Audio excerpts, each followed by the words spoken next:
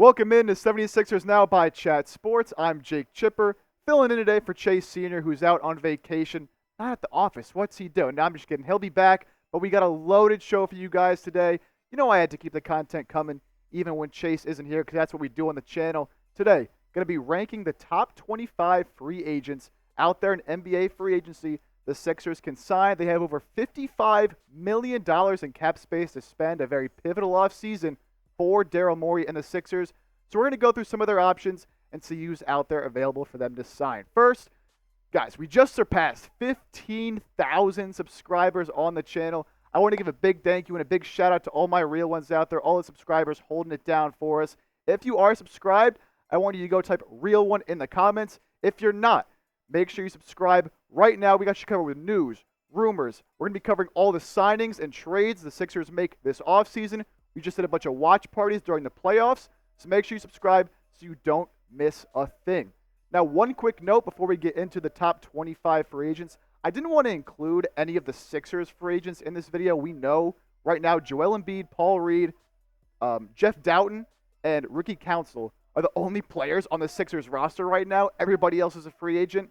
I didn't want to include those guys like Nick Batum, Kelly Oubre, Cam Payne, etc., in this video because I wanted to explore some other candidates from other teams that they could bring in instead of just talking about the guys that we already know about. So without further ado, let's get into this video, starting off with my number one free agent in this year's class, and that is LeBron James. And look, I know we've talked about LeBron a lot on the channel.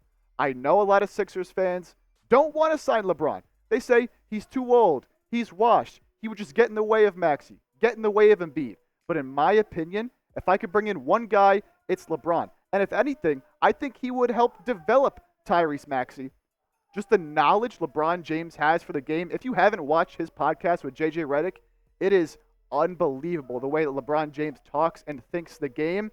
If the Sixers have the option to sign LeBron, he has a player option with the Lakers, so he has to decline that to become a free agent. But if he does, on the Sixers, I'm going out and signing LeBron. Now, number two on my free agency list, it is Paul George. I've soured a little bit on Paul George since the reports first came out that he was on top of the Sixers wish list this offseason. Still, though, I think he has the perfect combination of skill set to be able to make an impact with this team. I mean, just look at his numbers the last 4 years, consistently around that 22, 23 point per game mark. I know he has some of his shortcomings once the playoffs begin, but his combination of size, skill, two-way ability, you can't tell me that if the Sixers had Paul George instead of Tobias Harris this past postseason, they would not have beaten the Knicks. That's why I got Paul George at number two. Now coming in here at number three, Pascal Siakam. Now Siakam was traded from the Raptors to the Pacers this year and immediately increased the floor and ceiling of that team's defense. They were a horrible defensive team before he got there. Much better once he arrived. He was pretty good in their first round matchup against the Bucks. Not so great so far against the Knicks. Personally, he's my number three ranked player talent-wise, but from the Sixers, I'm not really looking to go the Siakam route. I think he re-signs with Indiana regardless. Now, number four, it's OG Anunoby. And we talked about OG a lot back around the trade deadline. He was a player I really wanted the Sixers to go out and acquire. We see him go to the Knicks. The Knicks are 26-4 when OG Anunoby plays. He is the perfect 3 and D wing. He'd be such a great complement to Embiid and Maxey. He has a player option. He's going to opt out because he's going to want more money from the Knicks. I do see him re-signing with the Knicks. If he doesn't, though, I would put him right up there with LeBron and Paul George as guys I would want on the Sixers. Number five, it's James Harden. Look, this is not number five in terms of he's the fifth guy I would want. It's ranked by talent. I don't want James Harden. James Harden isn't coming back. We know this. We don't need to talk about it. We can move on from James Harden.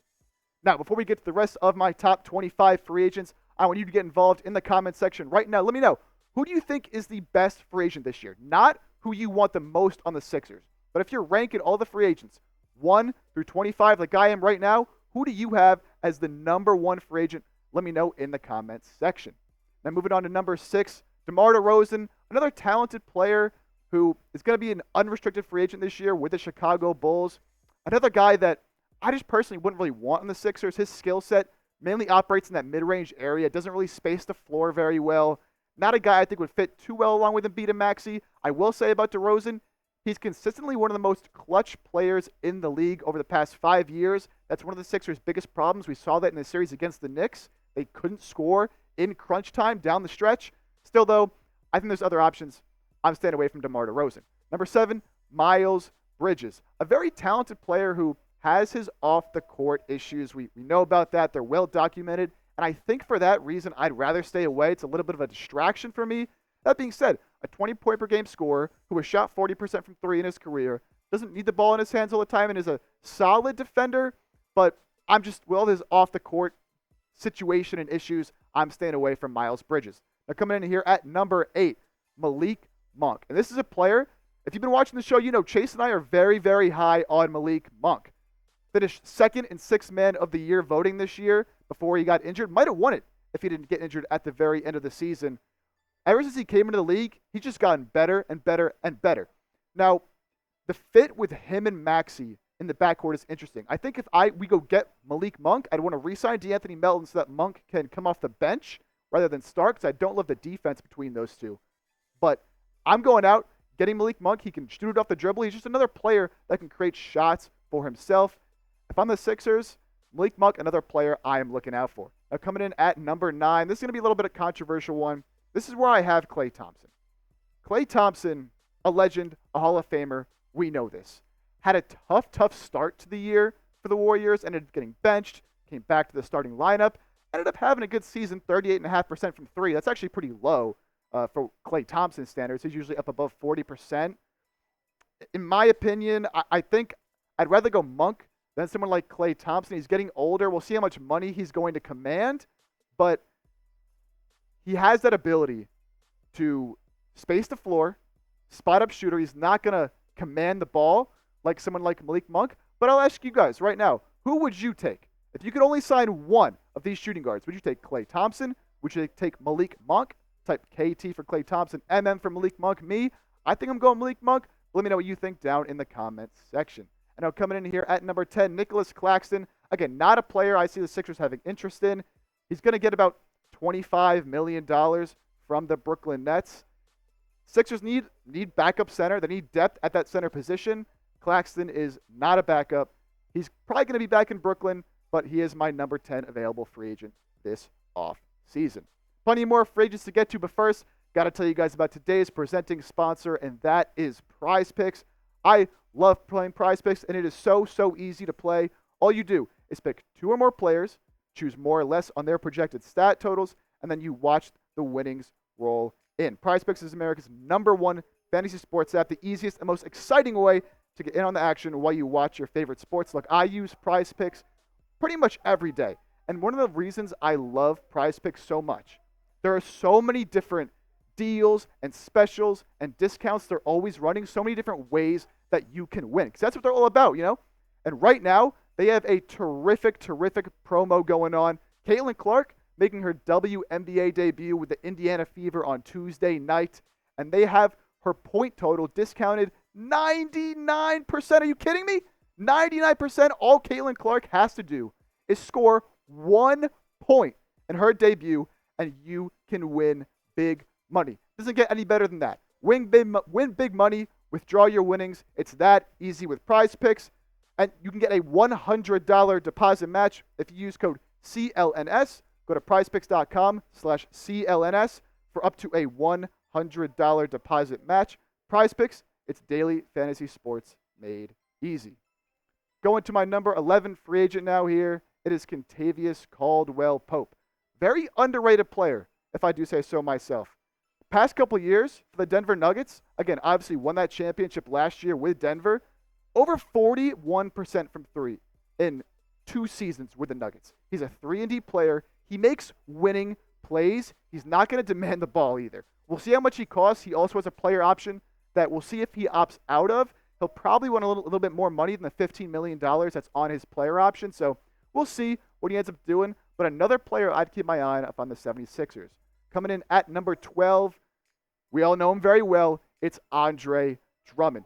Look, it's no secret the Sixers very much need backup center play. They got exposed on the glass by the Knicks in that first round. Paul Reed simply just wasn't cutting it at center. Drummond, a guy that we know in Philly, everywhere he's been in the NBA, he does one thing and he does it very well. He rebounds the ball. I mean, 3.4 offensive rebounds per game this season, 9 rebounds in total. Andre Drummond is a player that if I'm the Sixers, you have to go out and get because you need that size, you need that rebounding that Paul Reed just doesn't provide for you. But I'll ask you guys again, who do you think is better and who would you rather have as a backup center to Joel Embiid? Is it Andre Drummond type AD? Is it Paul Reed type PR? Paul Reed, his salary is not fully guaranteed this season, so a candidate to be traded, maybe cut. We'll see what happens there. In my opinion, I think I'm going with Andre Drummond. Now, number 13 here on the top 25 free agents list, D'Angelo Russell actually had a very, very good year for the Lakers. Shot over 40% from three this year for LA. Obviously, it ended poorly for the Lakers in the first round, losing to the Nuggets 4-1. But he was very successful. He has a player option, only about $17 million, I believe. He's going to opt out, but just not a player I'm looking to pair up with Tyrese Maxey. D'Angelo Russell, good player, but he will get paid elsewhere. Coming in at number 14, Isaiah Hartenstein. Look, we saw Isaiah Hartenstein hold his own, honestly, against Joel Embiid and the Sixers. And when Embiid was out, Isaiah Hartenstein was dominating. He was a great offensive rebounder. He had that little push shot floater in the paint from about 5-6 feet out. Isaiah Hartenstein made himself a lot of money this season. I don't think it's going to be with the Sixers. I envision him going back to the Knicks. He is an unrestricted free agent, so he is free to sign anywhere he wants, but just seems like a player that's going to go back to New York, although I wouldn't mind him if he was on the cheaper side. Now coming in at number 15, we got Gary Trent Jr. of the Toronto Raptors. Gary Trent Jr., another sort of 3-and-D mold type of player, had another solid season for the Raptors. Unrestricted free agent. He'd be a solid piece, I think, to bring off the bench. I don't know if I'd want Gary Trent Jr. starting. He's a little too inconsistent for me to say I'd want to put him next to Maxey. But if he's only asking 10, 12 million, I think he can be a little bit better than what Buddy Hield was this past season for the Sixers. Now moving on to number 16, Immanuel Quickley, also of the Raptors. Now, Immanuel Quickley is a restricted free agent, so the Raptors can match any offer that Quickley gets. Regardless, he's kind of in that same mold as a Tyrese Maxey type player. Of course, both players went to Kentucky. The Sixers wouldn't be going after a player like Quickley. It'd probably take a lot of money to pry him away from the Raptors anyways, considering he was one of the core pieces they got for OG Anunoby in that deal at the deadline. So Quickley, don't really see as a target for the Sixers, but a good player nonetheless. Now, a player I do see as a potential target for the Sixers is Wizards point guard Tyus Jones. Tyus Jones has been in trade rumors for seems like 2-3 years now, and the Wizards just refuse to move on from him. He was a player that I said I'd be willing to give up a first-round pick for at the trade deadline because he's so steady. He's so reliable when he's on the court. He's not going to turn the ball over. He's going to get guys where they need to be. He is the perfect backup point guard option. If the Sixers don't bring back Cam Payne or Kyle Lowry, I think Tyus Jones would be a great option to fill that veteran backup point guard role. Another player I love for the Sixers, Obi Toppin, who, by the way, is hooping right now in the playoffs against his former squad in the Knicks. Obi Toppin has really come a long way since being the 10th overall pick by the New York Knicks. You see, came into the league shooting just about 30% from three, but has risen that up to 40%. He's shooting 40% from three in the playoffs as well right now. He's a well-rounded stretch four, uber athletic, of course. We saw him in the dunk contest. He is restricted, so the Pacers can match any offer that he gets. I'd be willing to throw about $15, $14 million to Obi Toppin and bring him in. I think he'd be a great fit, either starting next to Embiid at the 4 or coming off the bench. Then moving on, number 19, we got Malik Beasley of the Milwaukee Bucks. Malik Beasley does one thing, and he does it very well. He shoots the ball. 40% from three this year after a couple down years with the Lakers. Look, Malik Beasley, sort of in that Buddy Hield mold, although I think he can do maybe a little bit more off the dribble. Very similar players, though. Malik Beasley should be pretty cheap this offseason. If the Sixers don't bring back Buddy Hield, I could see Beasley being a target for Daryl Morey and the Sixers. Now, number 20, Caleb Martin of the Miami Heat. He does have a player option. It's about $8 million. I think he can get more on the open market, so I do imagine that he opts out. Caleb Martin, not really a player I'm truly interested in. He had a great run in the playoffs last year for Miami when they made that miracle run to the finals, and he was hitting threes left and right. But outside of that playoff run, that's not really who he's been. He's never really been a 40% three-point shooter. He's kind of a jack of all trades, master of none, if you will. Caleb Martin, not really a player on my radar for the Sixers. Up next, number 21, Bruce Brown of the Indiana Pacers. He's a team option that the Pacers are probably going to decline. Bruce Brown, if you remember, was a key part of that Denver Nuggets championship team, signed with the Toronto Raptors. They traded him to the Pacers for OG Anunoby. And Bruce Brown, kind of that connector on offense, if you will. You know, he's not going to have the ball in his hands a ton. He's not going to put up a ton of shots. But I'll tell you what, he can be that sort of secondary playmaker and a gritty defender. If he does become a free agent, I'd be all over signing Bruce Brown. Number 22, Isaac Okoro, young player for the Cavs. He's a restricted free agent, former lottery pick for a Cleveland team that has a lot of former lottery picks on that squad. Has never really been able to fully put it together on the offensive side of the ball. Although this year he is shooting close to 40% from three, so good for him. He is a very good defender as well. Is a restricted free agent. I imagine the Cavs want to try to keep him, but things could change if Donovan Mitchell asks out. They are currently tied 1-1 with the Celtics in the playoffs, so we'll see what happens there. Isaac Okoro, a name to keep an eye on. As is number 23 on my list, Royce O'Neal, a 3-and-D type of player for the Phoenix Suns this past year. Obviously a disaster of a year for the Phoenix Suns. They just fired head coach Frank Vogel. But Royce O'Neal, again, your typical 3-and-D player. He's not going to do much outside of that. But if the Sixers don't end up bringing back Nick Batum or maybe Kelly Oubre, they need to fill a forward spot, I could see them making a move for a veteran like this on probably a minimum contract. Number 24, I'm going Jonas Valanciunas. Look, Jonas Valanciunas was once a very prominent starting center in the NBA, sort of fallen out of the Pelicans' rotation in the playoffs a little bit depending on matchups. I think he'd be a very affordable and very effective backup center. He can still score the rock. A little bit of stretchability, not too much. It's not really what I would want him doing. I'd want him banging inside, but he can rebound the heck out of the ball. We saw that against Chet Holmgren. If Jonas Valanciunas is not commanding too much money and he's willing to be a backup to sort of revitalize the back end of his career, I think Jonas Valanciunas could be a terrific backup center, as could Kelly Olynyk. Now, Kelly Olynyk, a little bit of a different mold than a Jonas Valanciunas. More of a stretch, could play the 4 or the 5. We've seen him have good games against the Sixers, honestly. Another player, you know, he's not really going to be much of a presence defensively, which is probably what the Sixers are looking for a little bit more of a big body, rebound, defensive presence. But if you want a more versatile option, Kelly Olynyk can handle the rock a little bit. He can shoot it. That could be a decent option there down the board. And I was feeling a little bit generous today, guys, so I'm giving you 5 extra free agents here. Starting off with Kyle Anderson.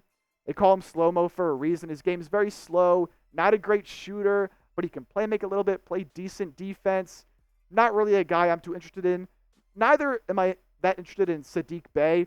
Restricted free agent for the Hawks. Is a Nova guy, so there is a connection there, but he's just never really been able to put it together on the defensive side of the ball. He's had his moments on offense. He can shoot it a little bit, but again, he is a restricted free agent, so I do believe he will stay with the Atlanta Hawks. Spencer Dinwiddie, a free agent with the Los Angeles Lakers. They acquired him midseason and just didn't really do much, didn't fit into their rotation. He was once a very good player for the Brooklyn Nets, but unfortunately has not been able to recapture that magic. Russell Westbrook is a free agent as well. I'm just not going the Russ route. He actually was pretty decent this year for the Clippers. He has a player option, but he's an LA guy. I don't see any reason for him at this point in his career, if the Clippers are willing to bring him back, to leave LA. He's in the back end of his career. I'm staying away from Russell Westbrook. Gordon Hayward here is an interesting option, though. Was acquired by the Thunder mid-season this year, has gotten some run in the playoffs, and was once a tremendous player. Obviously had that gruesome leg injury when he was playing for the Boston Celtics that first game of the season. Never really been the same player since then, but he can kind of do a bit of everything. Could score off the dribble, can shoot the 3. Not a great defender, but if you're looking for a 9th, 10th guy off the bench that is a veteran that could provide you some playoff minutes, I would go out and sign Gordon Hayward. All right, that's going to do it for today's video. That's 25 free agents that I could see the Sixers taking a look at with all that cap space they have this offseason. If you haven't, make sure you hit that subscribe button. And if you want, follow me on X, Twitter, whatever you want to call it, at Jake Chipper. I'm constantly tweeting out stuff around the Sixers, memes, news, videos, all of that. So make sure, subscribe, follow me on Twitter, and as always, go Sixers.